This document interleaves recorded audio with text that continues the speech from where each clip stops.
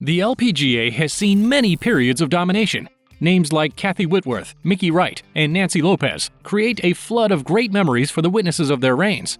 Even with the laurel-filled careers of these women, Annika Sorenstam still seems, in many people's eyes, to be head and shoulders above every other woman that has ever held a golf club. Like most people, you were probably thinking, that's impossible, she's only 5 feet 6 inches tall. Well, we are about to show you just how good Annika Sorenstam actually was, and some more. When Annika called it quits in 2008, many ladies on the LPGA circuit breathed a sigh of relief because the fiercest competitor their game has ever seen was leaving the course. She was finally not using all the sunlight, and they could stop living in her shadow. What they might not know is that she has been in that mode all her life, and her competitors were just unlucky that she chose golf. She could have played any sport professionally and aced it, and she knows a lot about aces. Annika was already building a resume as a remarkable junior tennis player, skier, and soccer player in Sweden until one day she couldn't stop hitting balls with a club. She caught the golf fever after she and her younger sister Carlotta, who later played professionally, learned golf at a camp when Annika was 12 years old. Like a machine, she started building her iconic accurate drives in her father's large basement, where she hit balls from a mat into a net every day before and after school. And when the ice thawed, she worked on her short game and putting on the course. Golf wasn't big in Sweden, so she only learned about it in magazines and admired her heroes while watching the majors on the TV. She wasn't the most naturally gifted golfer, but her father had instilled a determined spirit in her, and she kept refining her game without any idea of what her future held. It's funny to ponder how greatness begins from nothing, kind of how gold comes from dirt. Annika's first handicap was 54, the same number her national team coach Pia Nilsson would tell her to aim for. Annika knew that number was nowhere near competitive, so she kept improving, and in no time, she was making her mark in Scandinavia. At first, she would intentionally three-putt on occasions when she knew she might win an event to avoid facing the camera. The coaches caught her little trick and made the winner and the runner-up speak at the next event. So she started winning. Why three-putt on purpose only to end up giving the dreaded speech? In 1987, she started the habit of keeping her stats. Her father was an IBM executive, and that PC came in handy when she began putting down her golf numbers on a spreadsheet. While waiting for college, Annika worked as a personal assistant at the Swedish PGA and probably got bored with paperwork, so she won 3 events on the Swedish Golf Tour between 1990 and 91. Her boss must have thought she was just going out for a stretch. So how did she arrive in the USA? Certainly by plane. But it was in Tokyo that she impressed University of Arizona's golf coach Kim Haddow. You know coaches and talents are like magnets, right? Haddow convinced Annika to join the University of Arizona golf team, and when she arrived, she quickly discovered most of the college girls were no match for her skills. She surely loved the air in America because she was immediately cruising on arrival. In 1991, she became the first freshman and non-American to win the NCAA Division I championship and shared the Player of the Year award with Kelly Robbins. If her first year was a good sign, her next year was a confirmation that she was made to play pro golf. A runner-up finish at the NCAA Championship, a Pac-10 championship victory, and another NCAA All-American were just some of the highlights of Annika's 1992. She also qualified for the U.S. Women's Open, made the cut, and finished tied for 63. Not bad for a first-timer. Then, she bogeyed the last hole at the U.S. Women's Amateur to lose to Vicky Getz.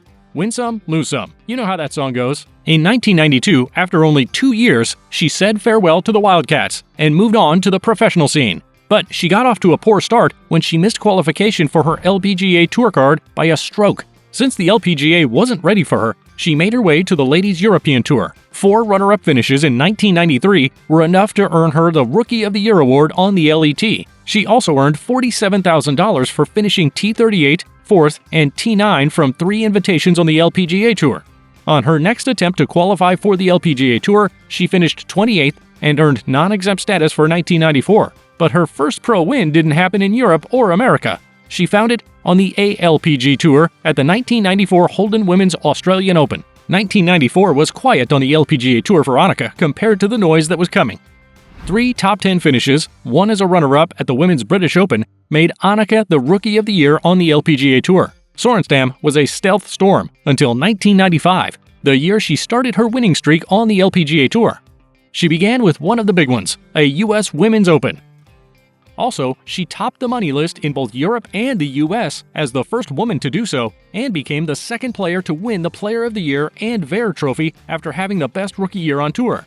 She became a major force on tour, winning back-to-back U.S. Women's Opens, with her title defense in 1996, followed by 6 titles in 1997. She broke the scoring average record with the first sub-70, a 69.99 scoring average in 1998. Of course, she had Kari Webb to contend with during this period, but still, she managed to win more trophies than any woman in the 1990s.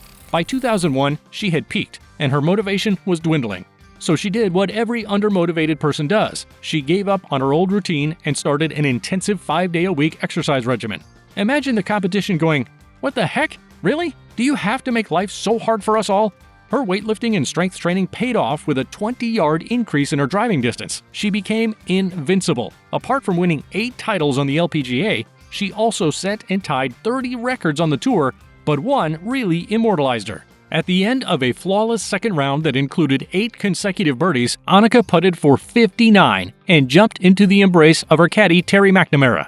She won the Standard Register Ping with a unique title as the shooter of the lowest round on the LPGA Tour. She was just too strong. That year, she also teamed up with Tiger in an exhibition to beat the duo of Kari Webb and David Duval. Her 2001 performance stunned rival Kari Webb so much that she promised to eat her hat if Annika repeated her 8 title wins in 2002. So Annika won 11 instead, perhaps to give Webb a taste of that tasty sombrero she requested. Besides her induction into the Hall of Fame, Annika's 2003 was wild for many reasons. It was the year she played in a PGA Tour event, about 53 years since the great Babe Zaharia's last appearance in the men's game. Her invitation to the 2003 Bank of America Colonial was met with a lot of backlash, most notably from Vijay Singh, who prayed she doesn't make the cut. The tension could have made her scream Mayday on that day in May.